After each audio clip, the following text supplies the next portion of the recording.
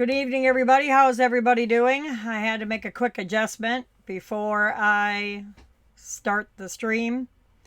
We have lots of news to get to this evening, from a snazzy new Florida Highway Patrol vehicle to a new pilot that's opening up to San Antonio restricting legal truck parking to police cruisers being struck by a semi to Massachusetts State Patrol pleading guilty in CDL scheme.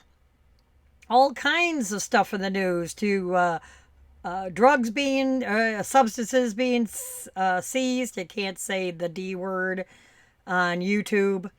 To what happened with I-65 being closed, and how, what happened for that truck to explode, and a bunch of other news to get to. So let's get right to it. Thank you so much for joining me this evening, taking time out of your evening to listen to all the news that's going on in the trucking industry around the country. Police cruisers reportedly struck during a tractor-trailer pursuit in North Carolina. Tractor-trailer led police on a pursuit, resulting in a crash and injuries, according to the North Carolina Highway Patrol. Police pursuit took place on Friday morning, Rosemont, North Carolina. The pursuit, resulted in crash and injuries. The North Carolina State Patrol told the local news outlet. In a video that was captured, the scene appears to show a police cruiser with lights activated that suffered significant damage. The Transylvania Times, a local news outlet, reports that North Carolina State Patrol and Transylvania County Sheriff's Department were struck by the truck during the pursuit, and that the driver of the truck was arrested after the truck crashed near a mobile home. They were saying it was a high-speed chase involving a semi-truck and trailer, started in Brevard and ended in Rosamond when the truck crashed into the front yard of a mobile home.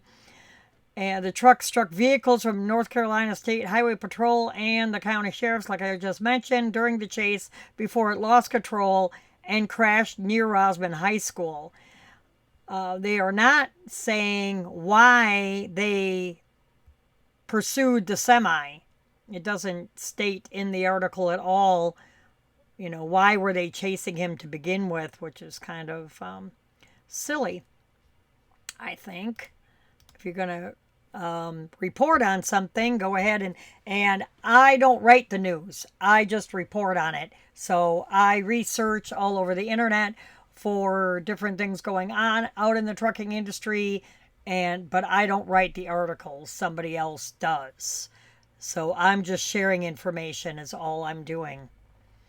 And in this next story, a FedEx rig hauling doubles fatally strikes workers that were picking up construction cones.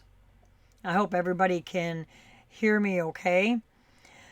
A person is dead after a FedEx semi-truck hauling double trailers struck workers picking up the construction cones.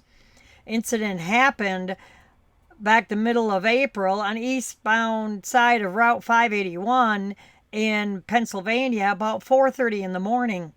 FedEx semi drove through a work zone and crashed into a construction vehicle. The crash trapped two people inside of the truck.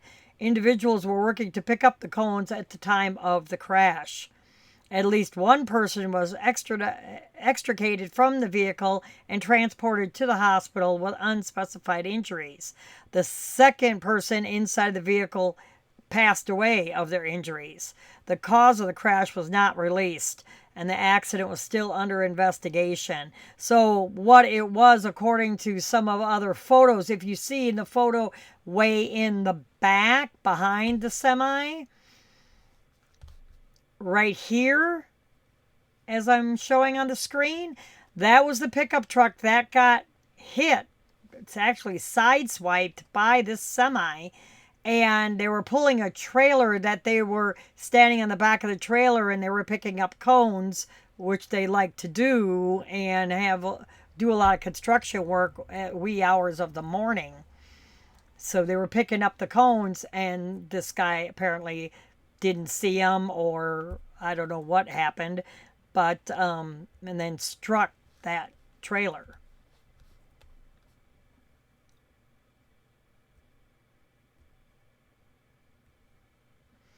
And our next story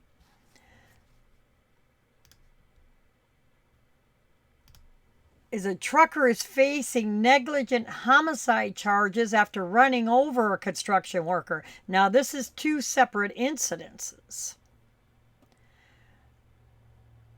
Truck that been charged with negligent homicide, truck driver, excuse me, after running over a construction worker. This happened in West Virginia.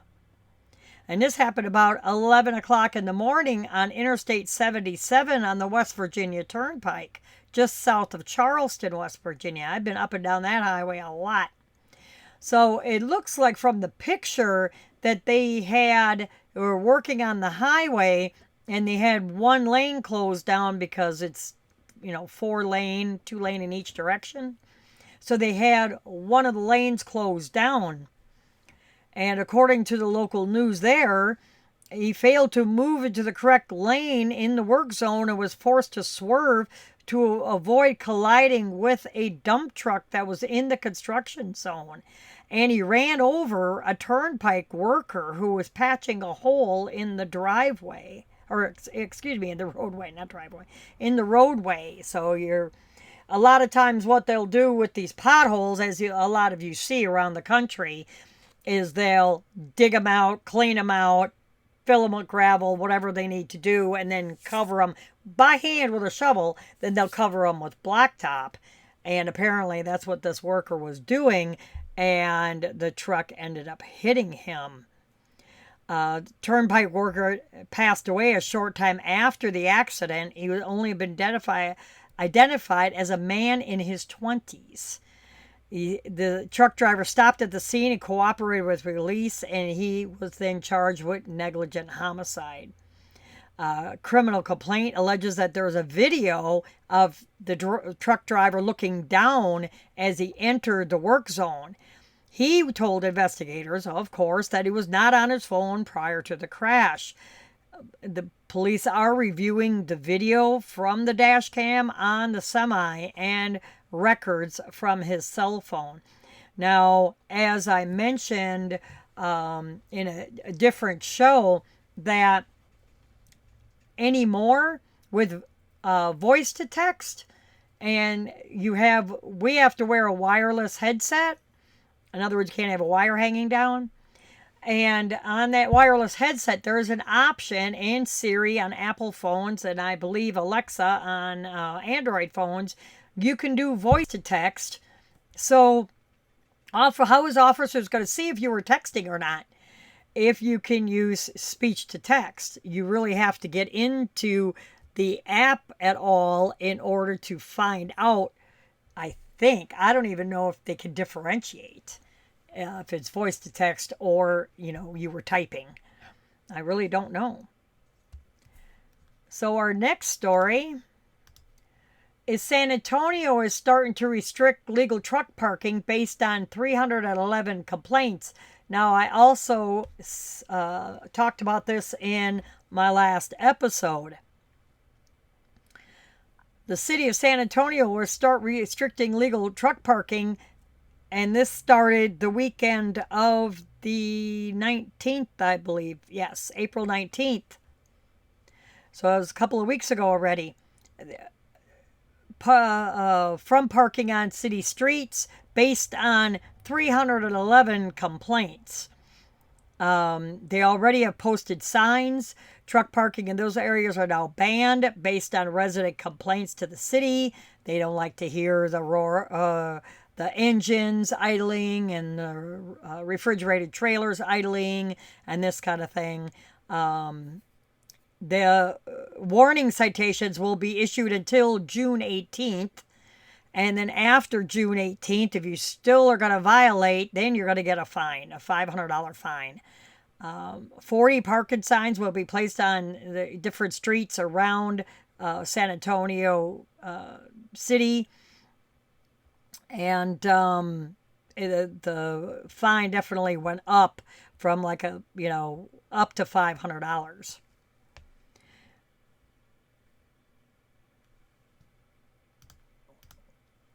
And Kansas Highway Patrol names 8 people that passed in a 71 vehicle pileup on Interstate 70.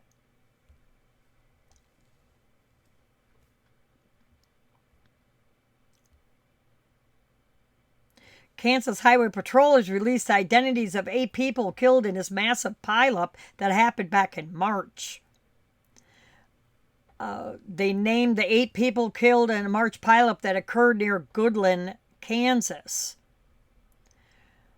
It was Larry Smith from Kansas, Dawson Hogan from Kansas,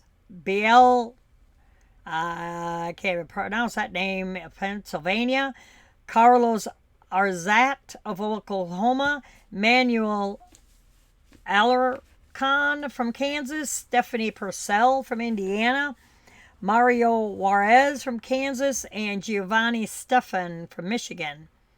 They also provided details on the progress of the investigation into the pileup.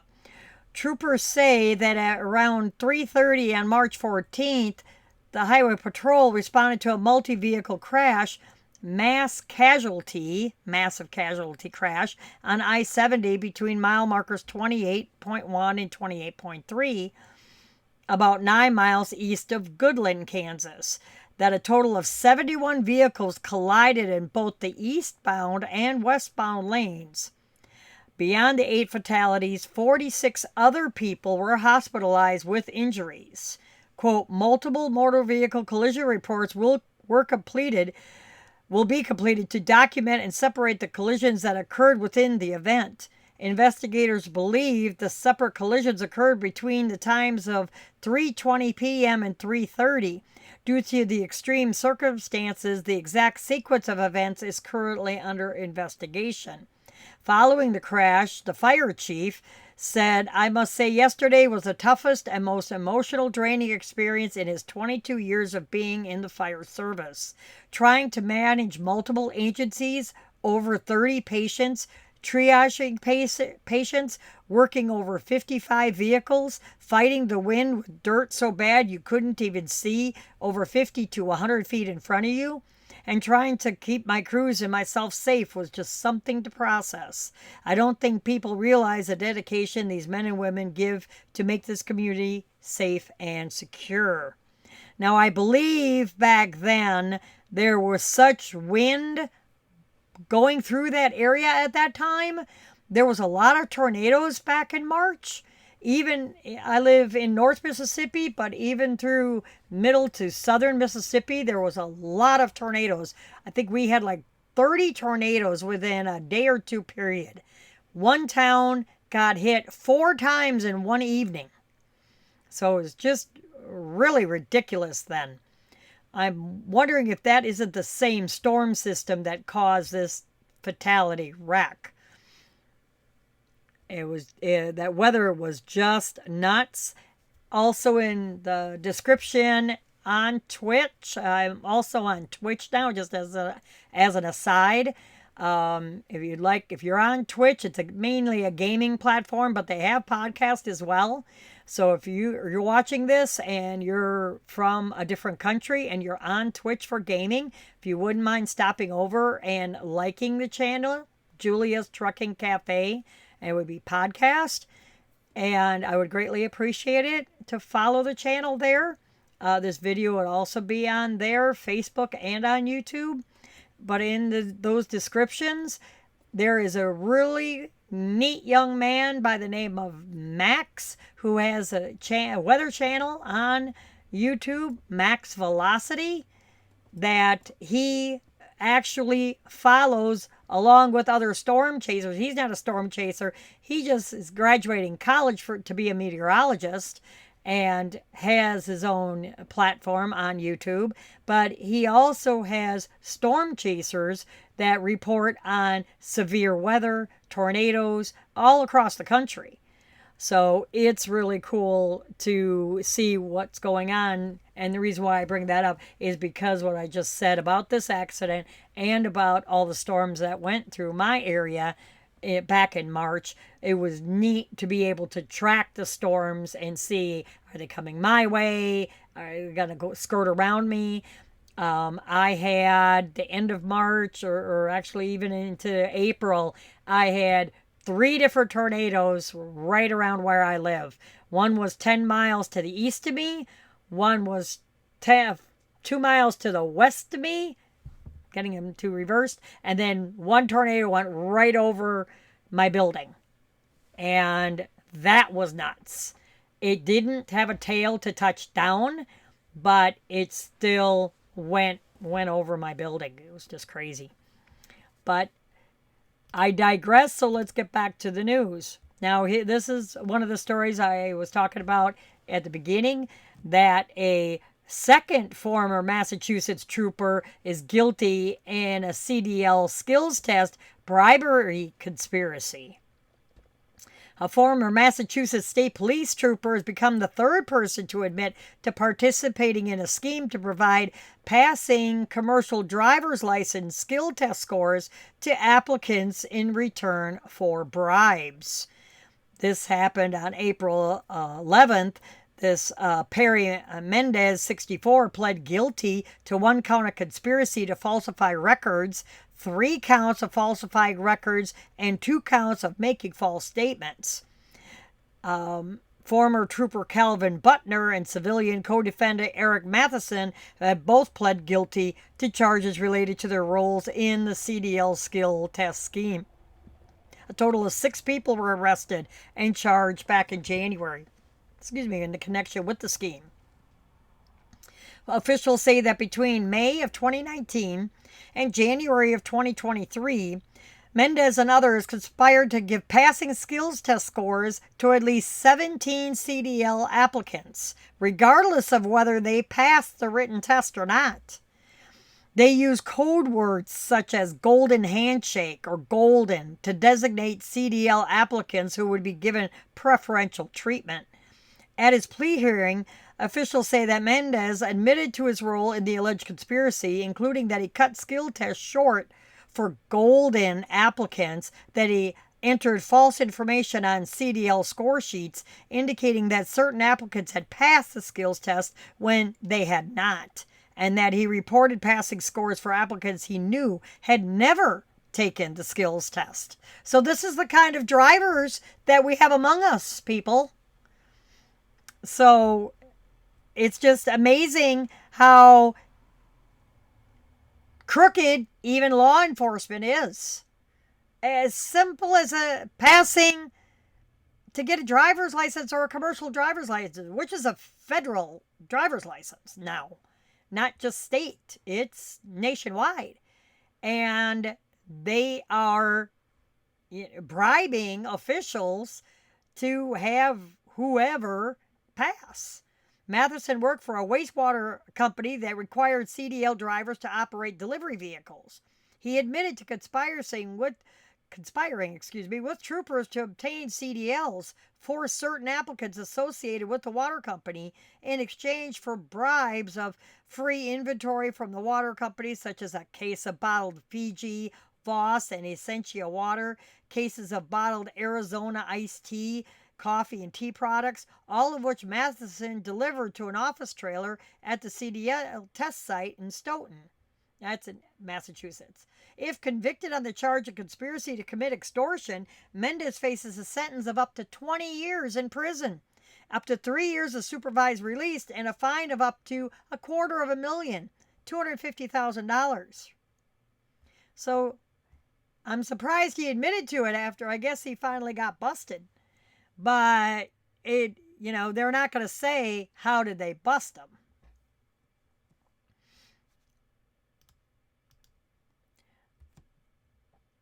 And in this story, a Pilot Travel Center opens in Alabama, adding 77 truck parking spots to their network. And the reason why I bring this up is mainly for people that are traveling besides truck drivers.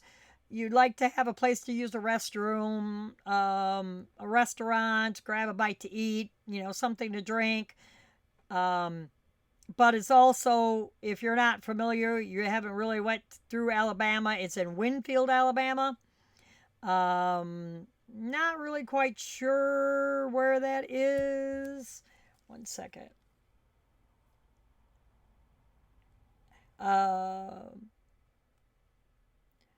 Let's see. Handy dandy Google Maps.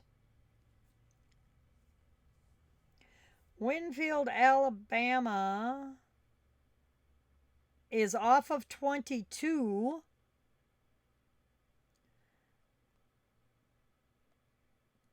Okay.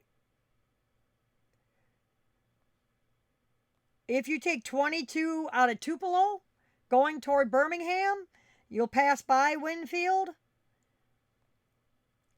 But they don't really say what exit it is.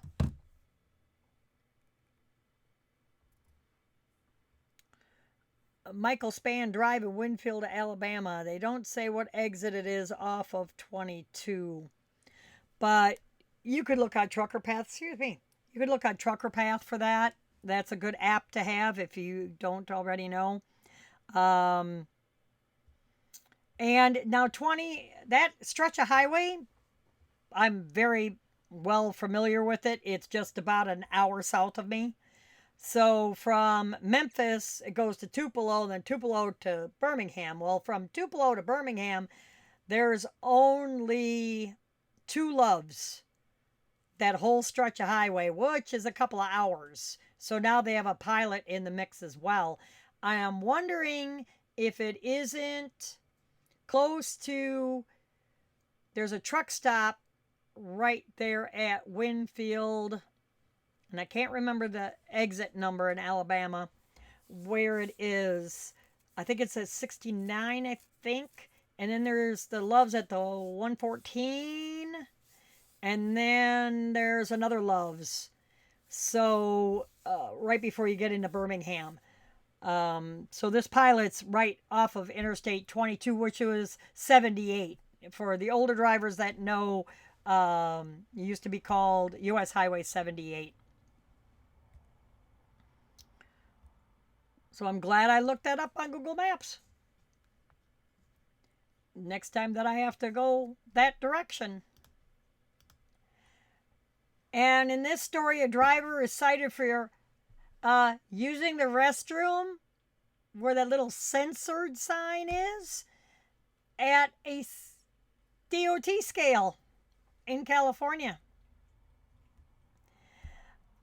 And that's also, how could we say, now my brain just had to shut off. Indecent exposure, that's the word I'm looking for. The California Highway Patrol cited a driver after catching him in a compromising position at a commercial vehicle enforcement facility in Lebec. This happened right after taxes, April 16th. It's on Grapevine. They also took to social media with a reminder about choosing an appropriate spot to use the restroom after he was caught relieving himself at their facility off of I-5. This guy thought he was all good for pulling into our facility and watering our trees. He was cited for this incident. He literally passed a major exit with a Tejon outlet truck stop just 2 miles before entering the Scale House facility. And in this post, they're saying, we have restrooms too. All you have to do is ask to use them. We'll be more than happy to let you use our restroom.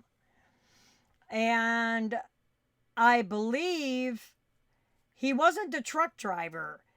If you look at the photo, it was a car that pulled into the inspection part of the scale, because that's truck parking right there past them trees.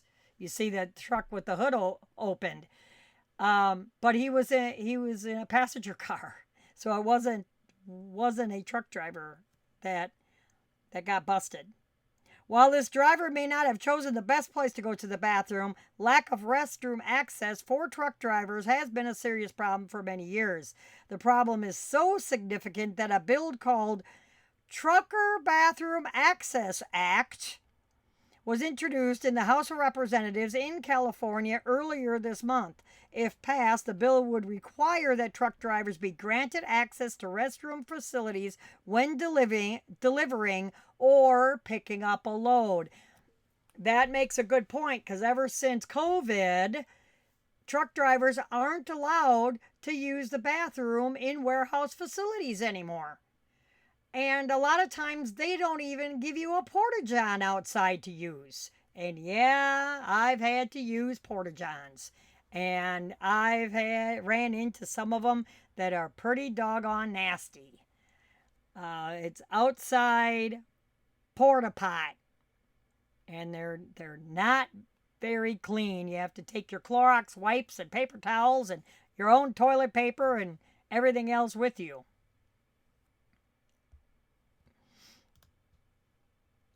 But anyway, in this sad story, teenage sisters were critically injured after failing to yield to a tanker truck. Two teenage sisters were seriously injured after failing to yield to a semi in Texas. This accident happened around 7:30 in the morning in Beaumont. According to the local news, a Chevy pickup truck was driven by a 16-year-old girl who failed to yield after stopping at a stop sign on LaBelle Road. The truck pulled in front of an eastbound Peterbilt and was struck by the oncoming rig. A 16-year-old and her 13-year-old sister were transported to a local hospital with life-threatening injuries. I mean, he T-boned her. 31-year-old truck driver was also transported to the hospital.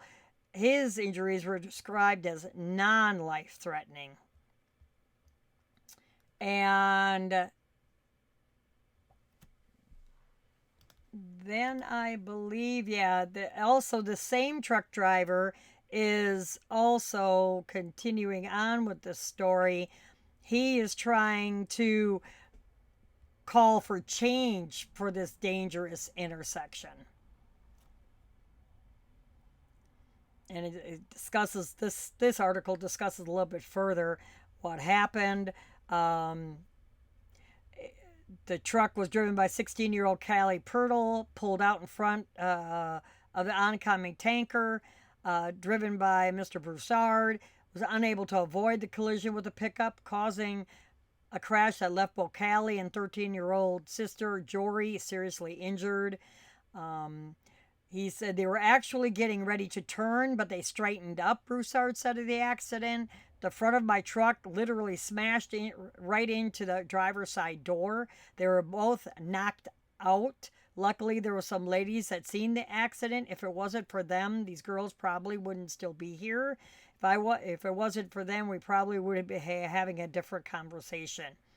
They were currently recovering in a hospital in Beaumont and Houston. Broussard just sustained cuts and bruises in the incident. He's also participating in a community movement to bring change to this dangerous intersection, which residents say has been a problem in the past.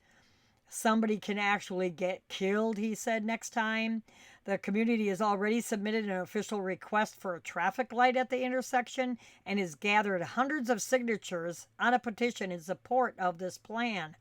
Residents also say a four-way stop sign would be acceptable replacement to the current blinking red light. Either they put up lights or they turn it into a four-way, said Broussard.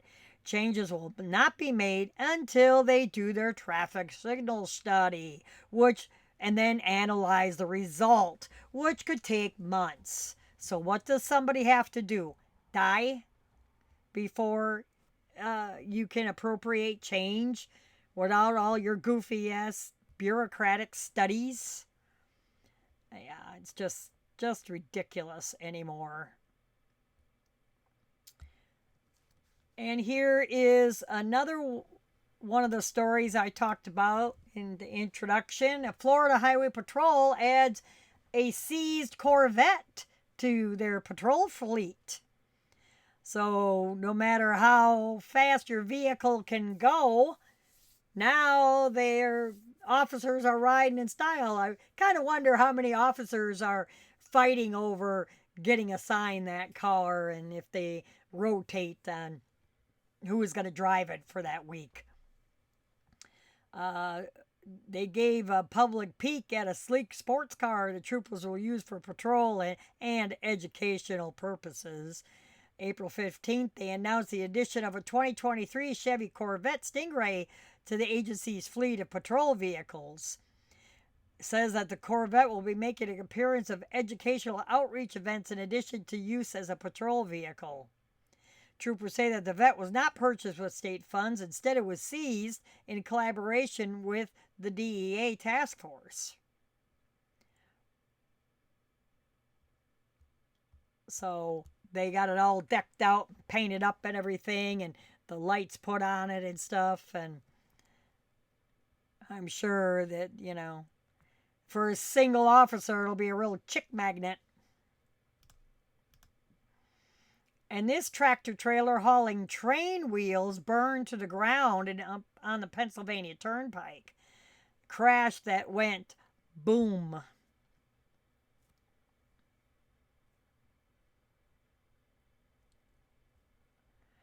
Two semis burned to the ground in a crash that made a boom on the Pennsylvania Turnpike. This crash happened around 2 o'clock in the afternoon back on April 15th between Quakertown and Lehigh Valley exits in Pennsylvania. 1 second.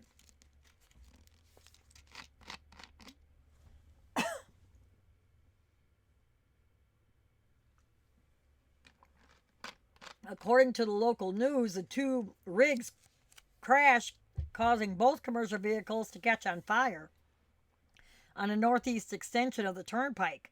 Cleanup of the crash forced the closure of the roadway in the area for about 9 hours. Excuse me. The crash was cleared about 11 o'clock that night.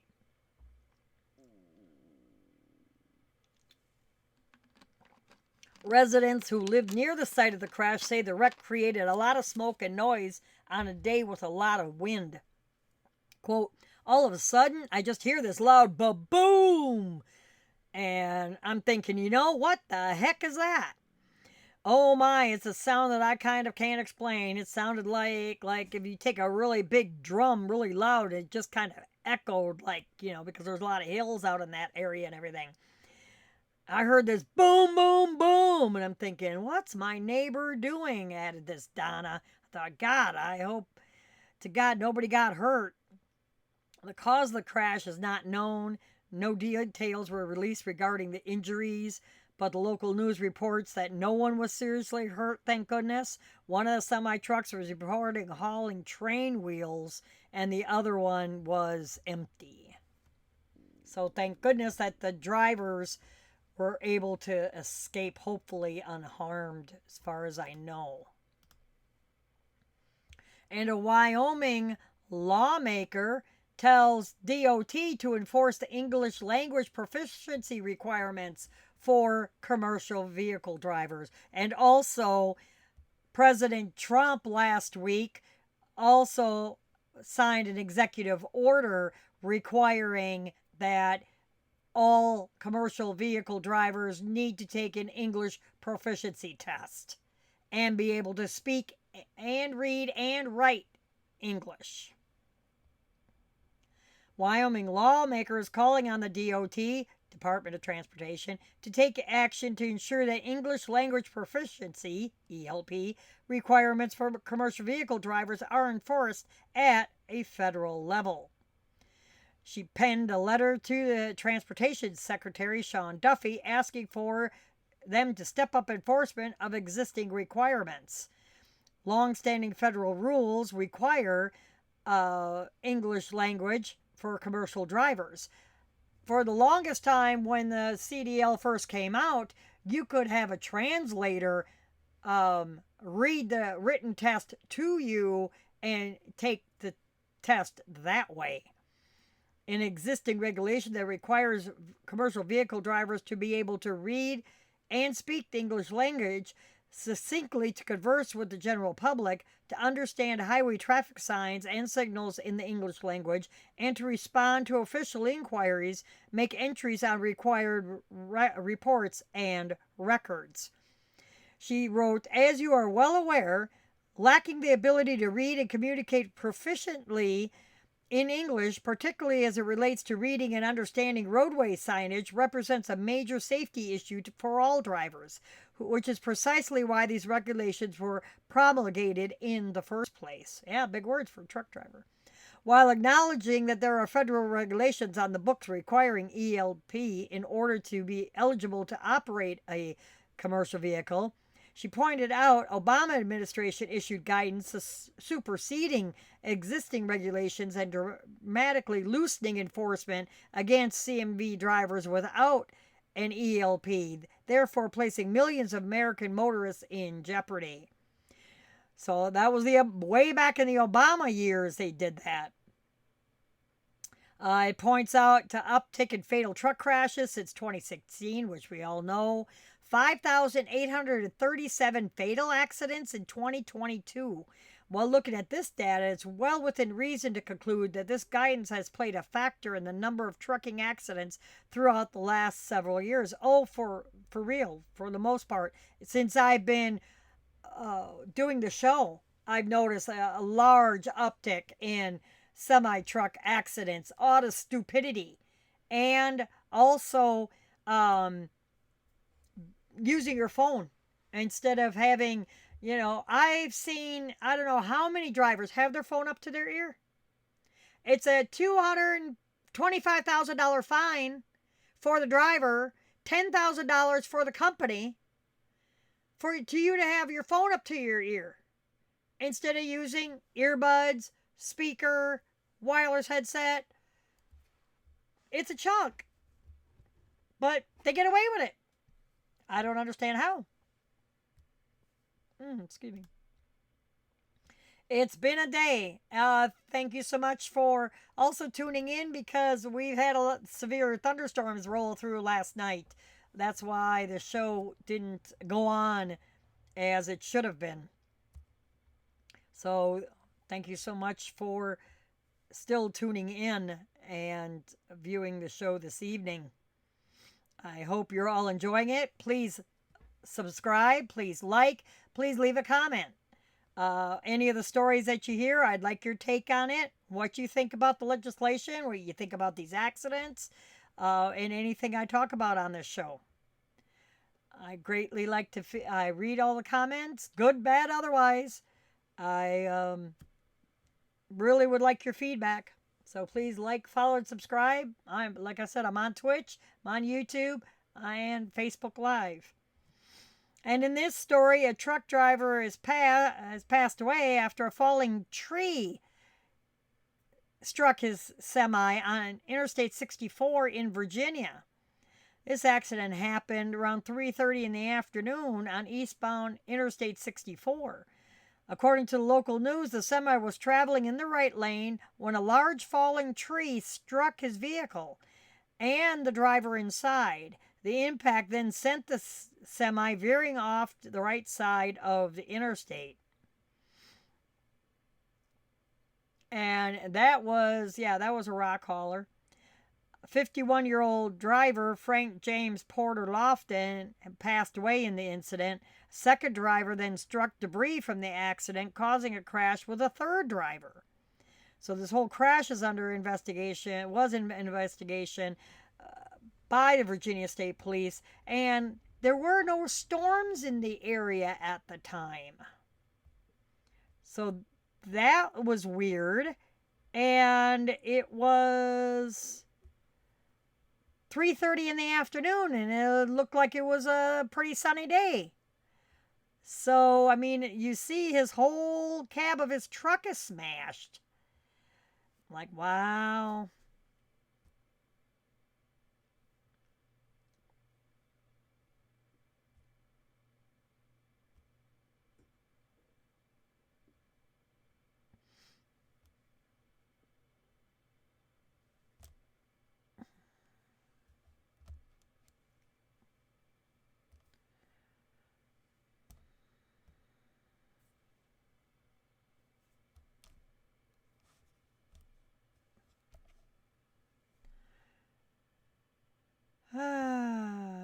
My tablet's giving me a fit. Sorry.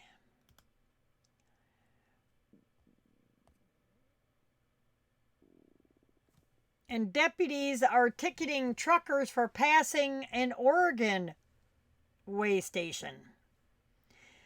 You don't pass up a way station if they're opened unless you have pre-pass. If you have pre-pass, is it pre-pass or easy pass? I think it's pre-pass. I think. I can't remember anymore. I've already been out of trucking a year. I think easy pass is tolls. Pre-pass is where you could bypass the scales, but if they have that shut off, I mean, I'm guilty of it. But now you see all these officers lined up in a row just waiting for you to blow the scales. Several truckers who bypassed an Oregon way station were ticketed and educated during an enforcement detail. Union County Sheriff's Office partnered with the Oregon DOT and the Oregon State Patrol to ticket truckers for bypassing Perry's way station near La Grande. Because bypassing the way station is a constant problem, the agencies decided to work together to educate the drivers of these trailers. In total, 15 commercial drivers were ticketed for bypassing the scale.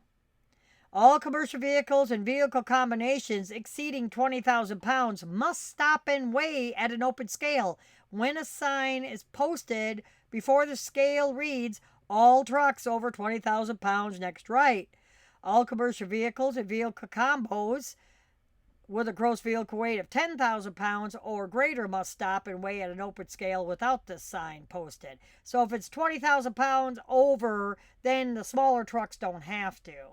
When that sign is taken down, then everybody's got to come through that's 10,000 pounds or greater.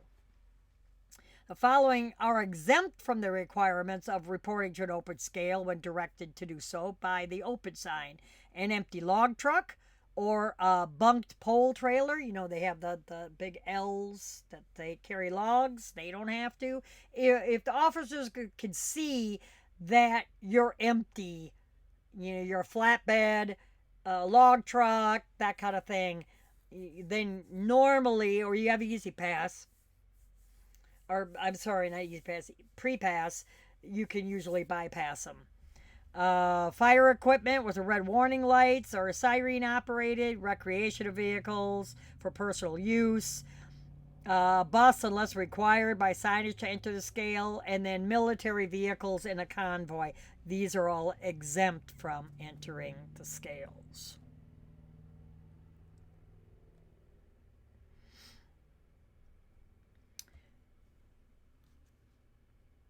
And up next, reckless, careless, and dangerous driving to be the focus of the week-long blitz that's coming here, Canada, and Mexico.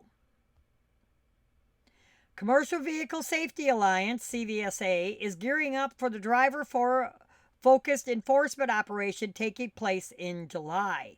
This will take place July 13th through the 19th, so mark your calendars, in Canada, Mexico, and the U.S. During that Operation Safe Driver Week, law enforcement agencies will patrol both commercial vehicle and passenger vehicle drivers looking for unsafe behaviors, including speeding, distracted driving, following too closely, and drunk or drug driving. Drivers caught performing any unsafe or illegal behaviors face a citation or a warning. The area of emphasis for Operation Safe Driver Week 2025 will be reckless, careless, or dangerous driving. Reckless driving is defined as operating a vehicle with willful or wanton disregard for the safety of persons or property. Careless, dangerous driving is defined as operating a vehicle without due care and attention or reasonable consideration for other motorists or people on the road. During Safe Driver Week of 2024, the officers in Canada and the U.S., now this is both, pulled over 11,000 vehicles and issued over 2,000 tickets, citations, and over 3,000 warnings to commercial motor vehicle and passenger cars, so that's both, for various unsafe driving. Now, there's also an international road check. Mark your calendars, May 13th through the 15th. U.S., Mexico, and Canada.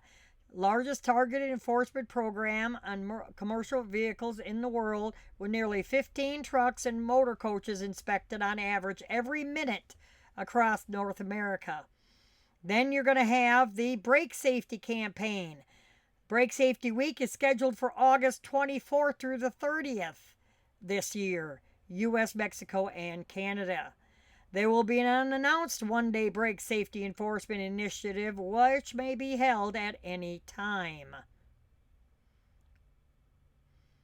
So, International Road Check is coming up next, May 13th through the 15th. Then, this one in July, which will be the 13th through the 19th, Operation Safe Driver Week. I will have these reminders on my website at juliastruckandcafe.com. If you forget when they are, please go to the website, jot the website down, and I will have this up on the website on the homepage of when International Road Check is and Brake Safety Campaign, and also this Operation Safe Drivers Week. This is the reason why, another reason why I do this podcast, to give you all a heads up on what you could be looking forward to out on the highway while you're trying to do your job safely. And in this story, 339 pounds of cocaine is seized from a Canada-bound commercial vehicle in Detroit, Michigan. U.S. Customs and Border Protection seized hundreds of pounds of illegal substances from a commercial vehicle at a port of entry. This was seized back April 15th in Detroit. Officials say that a commercial vehicle headed from the U.S. to Canada was selected for a physical inspection. During the search, officers discovered 2 duffel bags and 4 moving boxes containing bricks of white substance that tested positive for cocaine. Total weight of the seizure was 339 pounds. The cocaine, truck, and trailer were all seized. They did not say how much its street value was like they normally do.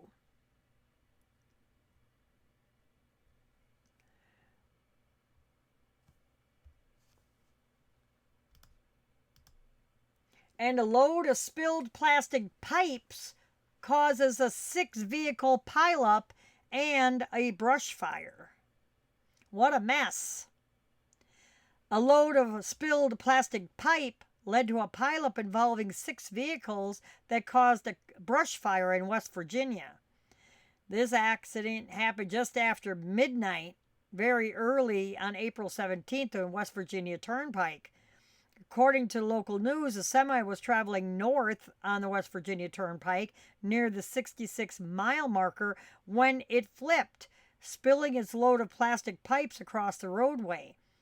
Therein, 2 southbound semis then crashed into the plastic pipe, causing another wreck that soon caught fire. The fire then spread to the nearby brush, and 3 more cars became involved in all this mess. No one was hurt, thankfully, in the accident, but the southbound side of the turnpike remained closed until after 4 o'clock that afternoon. So it was like all day, all night and all day. The accident is still under investigation. No further information was released. And I'm not really sure what kind, if that was CVP pipe. You can't really tell. But yeah, that's a vehicle door right up in the front right here. Let me cursor right there if you can see my cursor. That's a vehicle. That's a vehicle door. That is a mess. And a driver that was involved in a fatal Colorado crash is officially deported for the 17th time. 1-7. 17 times, says ICE.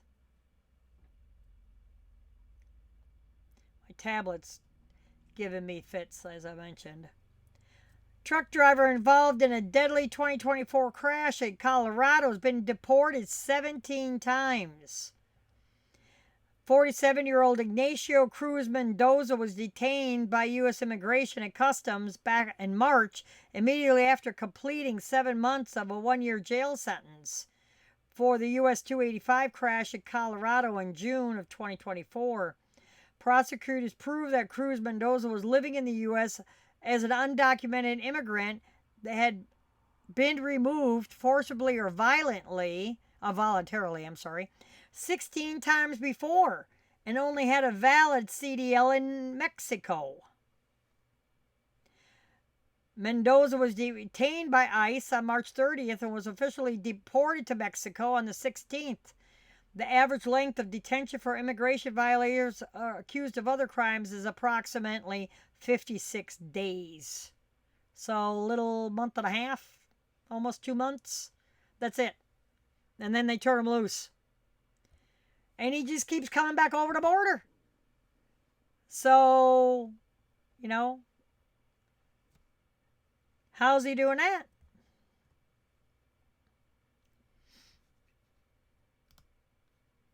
Now, if you think that states only patrol with squad cars, you better think again. Wisconsin is using planes in aerial enforcement and netted 67 traffic stops. Multiple law enforcement agencies in Wisconsin partnered to conduct traffic enforcement operations. That was the week of taxes again, middle of April. Conducted traffic enforcement on US 1218 in Dane County interchange in an effort to improve safety on one of the Wisconsin's busiest highways.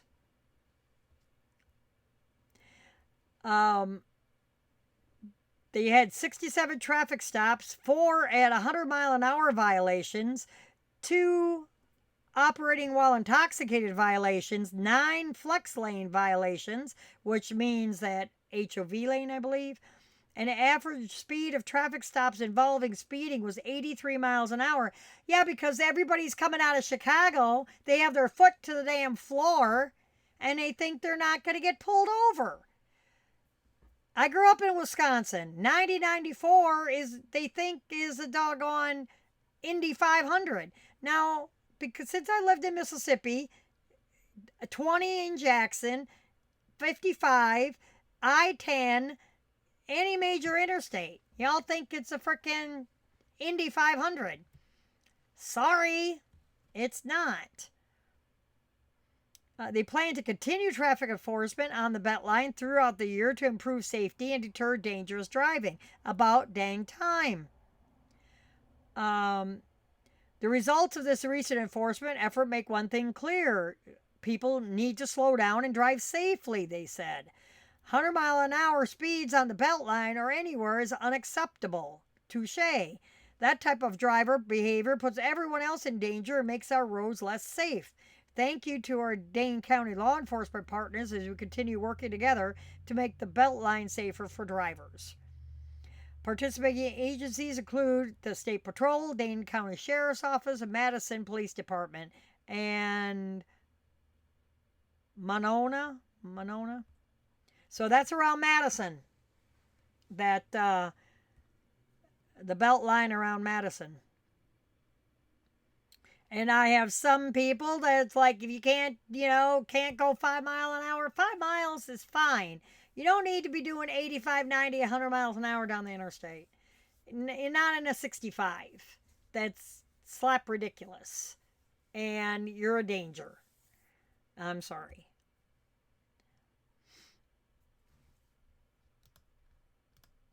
And in this story, a driver was texting and driving before a fatal accident landed him with criminal negligent homicide charges.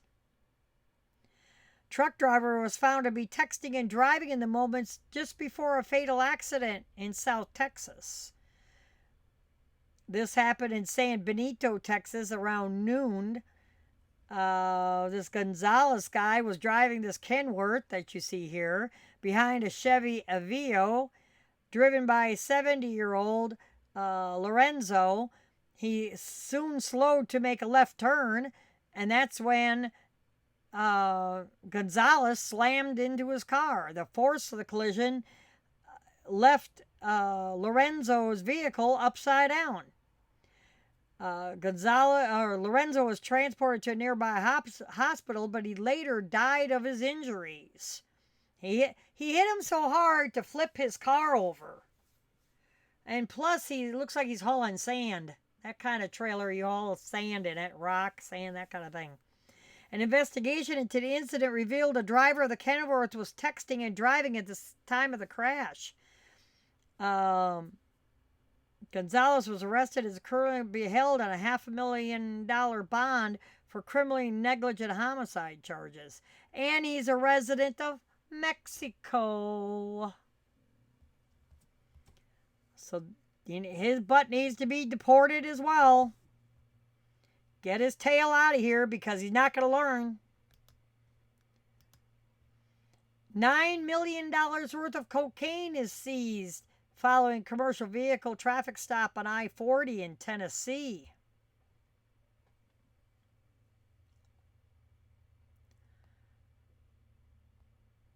Tennessee authorities recently seized millions of dollars worth of cocaine from a semi initially pulled over for a traffic violation. The drug seizure took place late in the evening at Haywood County, Tennessee. Agents with the criminal interdiction unit stopped a semi along I-40 for a traffic violation. During the stop, agents observed abnormalities in the semi and deployed a canine unit to the scene. The dog alerted for the presence of substances, and a 4-hour search of the vehicle eventually resulted in the discovery of 2 aftermarket compartments near the refrigeration unit of the trailer. Agencies forced open the compartments and discovered 90 wrapped kilos of cocaine substance weighing approximately 200 pounds. The drugs were valued at about $2.25 million wholesale, with a street value estimated at nearly $9 million.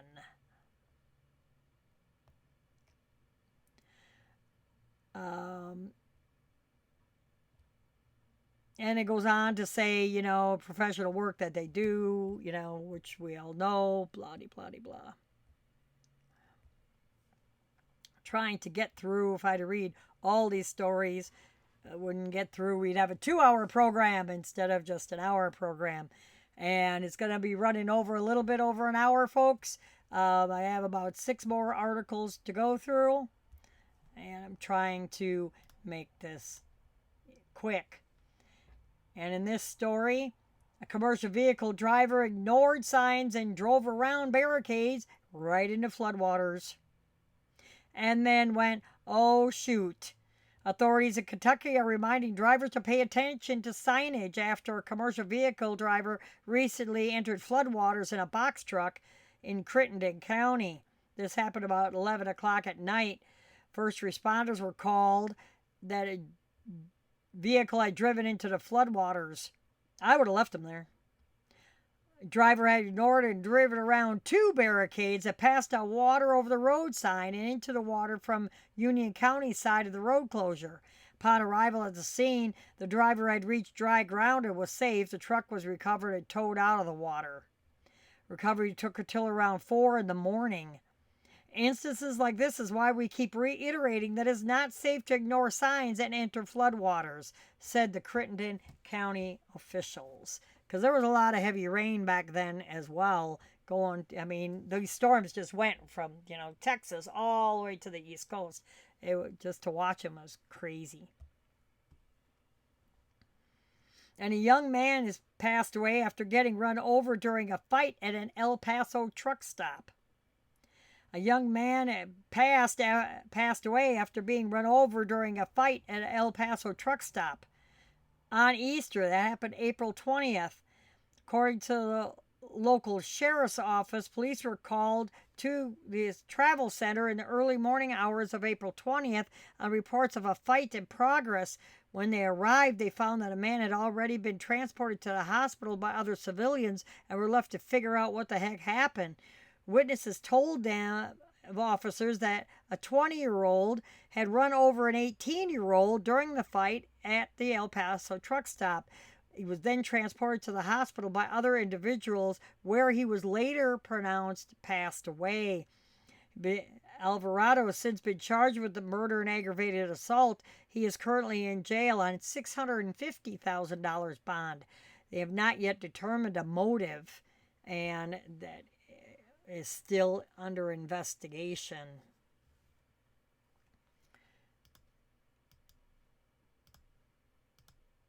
And this is our top story. I-65 was closed in northwest Indiana due to a semi-truck explosion.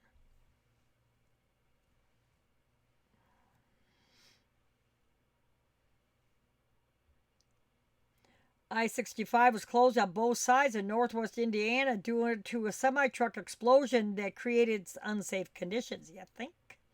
Accident happened Monday afternoon, the 21st of April, on Interstate 65 North around exit 230.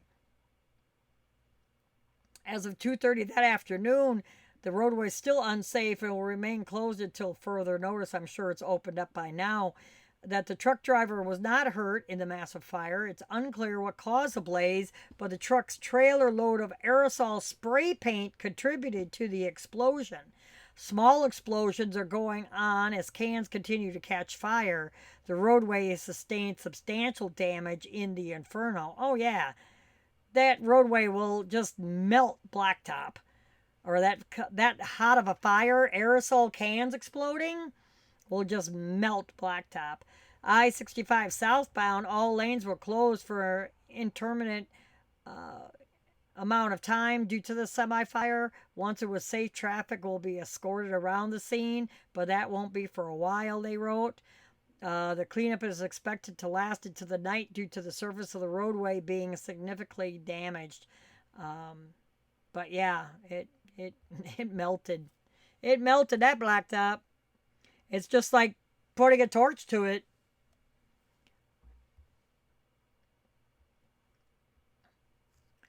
And for a change, let's have a good story, a happy story.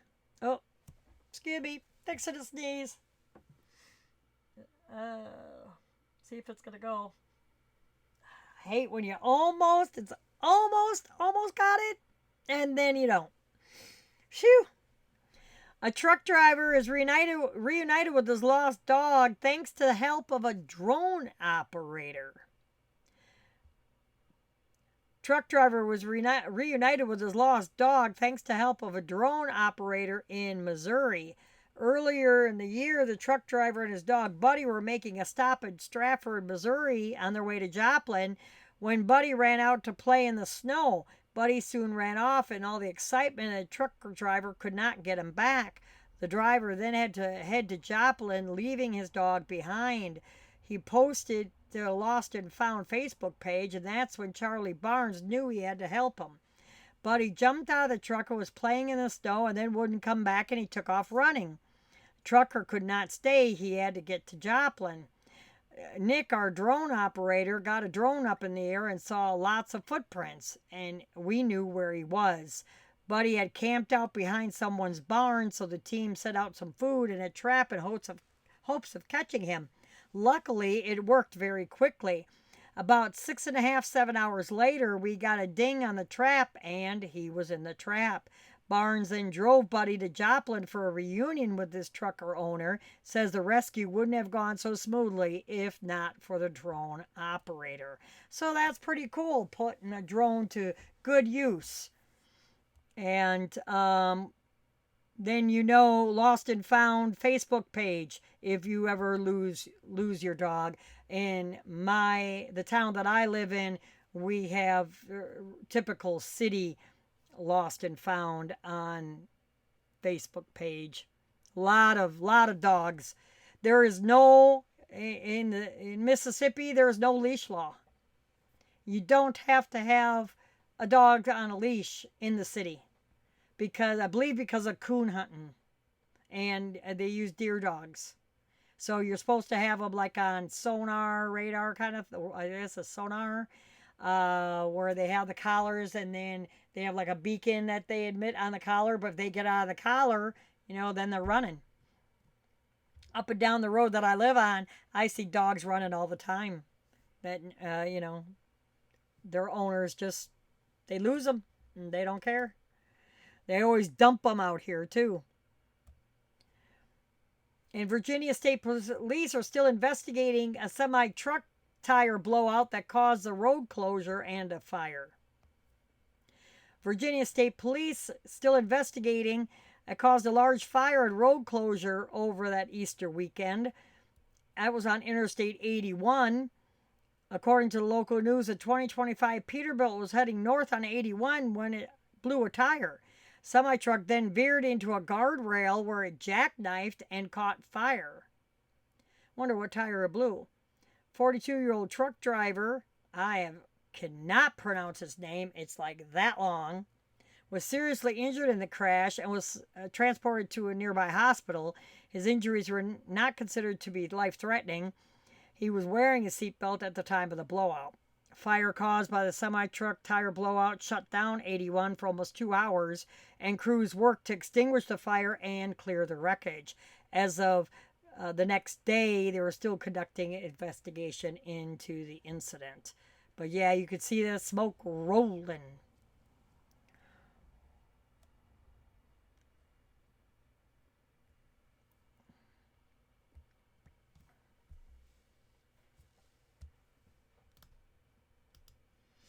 And a truck crashes off of State Route 99 near Lodi, Ohio, separating the cab from the trailer. So that's the cab laying on its side in between the two bridges. And the airlines are still connected. These black lines, this is a container, and these are the airlines are still connected to the truck. Lord. Oh, come on. See, my tablet is just giving me fits. 1 second.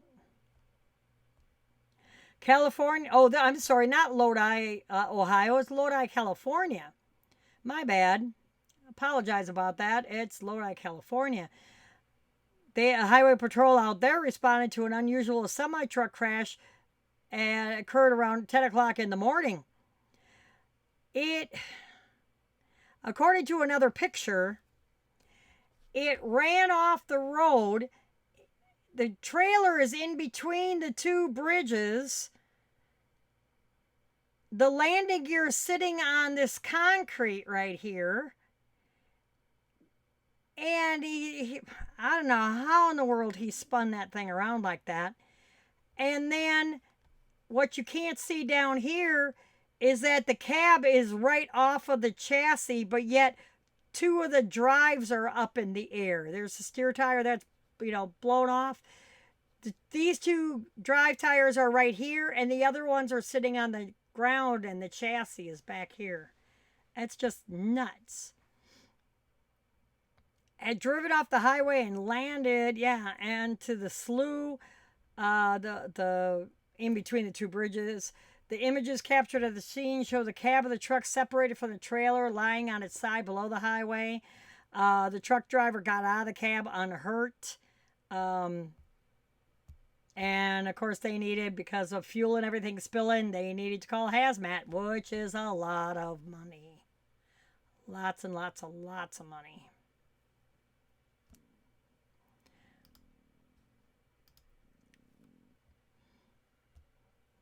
And FMCSA, Federal Motor Carrier Safety Administration, says no to high schools asking for commercial learner permits for students 17-year-old. Federal Motor Carrier has denied an age-related regulation exemption request for high school located in Washington State. And anytime that the agency passes any kind of regulation, it's not law, it's a regulation, agency rules, they have to do it through what's called a Federal Register. And so this happened at the end of April. They denied an application for exemption from the commercial learner permit minimum 18-year age requirement that was requested by Connell High School located in Connell, Washington. They asked authorities for a 5-year exemption that would allow students in the school's commercial driver's license training program to obtain a learner permit at the age of 17. They argue that equivalent or greater level of safety would be obtained by complying with the regulation due in part to various safety requirements, training and field exercises. A slight majority of the public comments received on the exemption request opposed allowing 17-year-olds. It's bad enough we're allowing 18-year-olds to get a permit to drive a commercial rig. They just aren't mature enough to do it. Now, anybody in the military, I completely get the argument. I'm not trying to digress or anything. I think you need to be 21 to drink. You need to be 21 to be in the military. You need to be 21 to get a commercial driver's license. Across the board. I don't believe in this splitting all this BS. If you're going to get a learner permit, you better have it for 3 years until you're 21 to get a regular driver's license. You're just not mature enough. I'm a mom. You're and a grandma.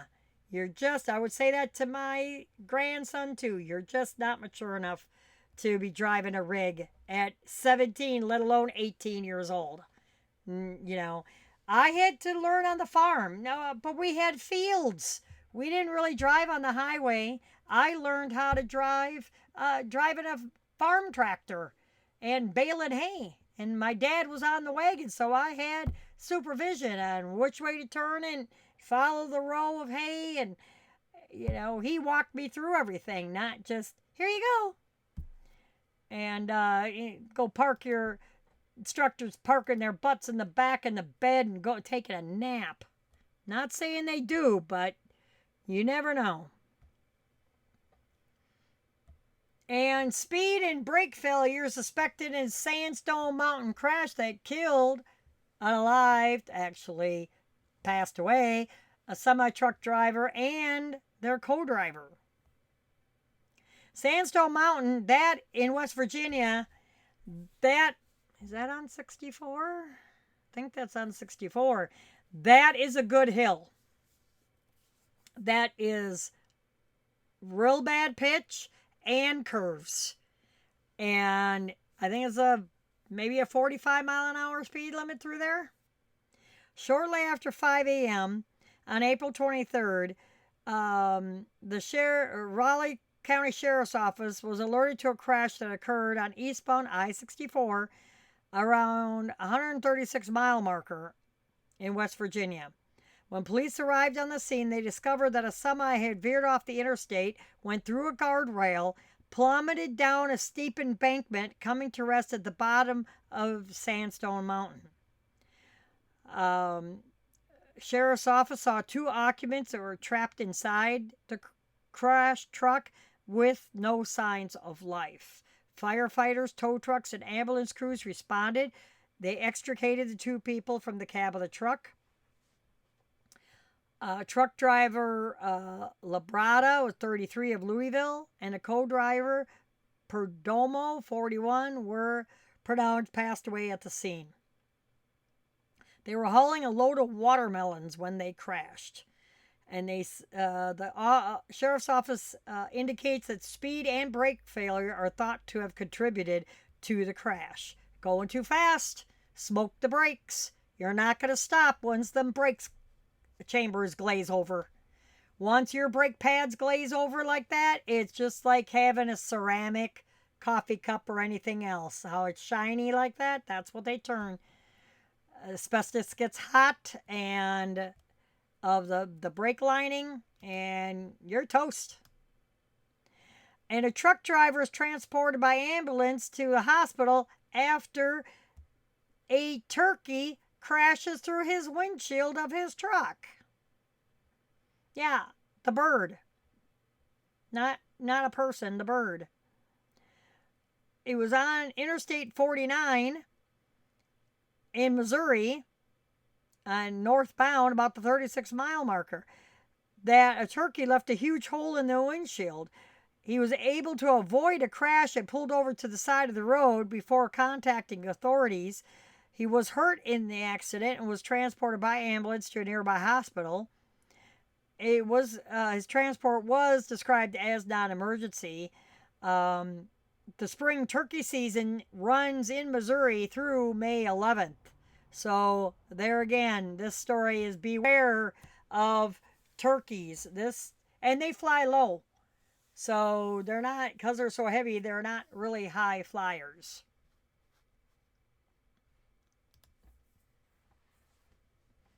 So I want to thank each and every one of you for joining me this evening. We didn't run too much over. Went through over 30 articles, 30 different news stories this week.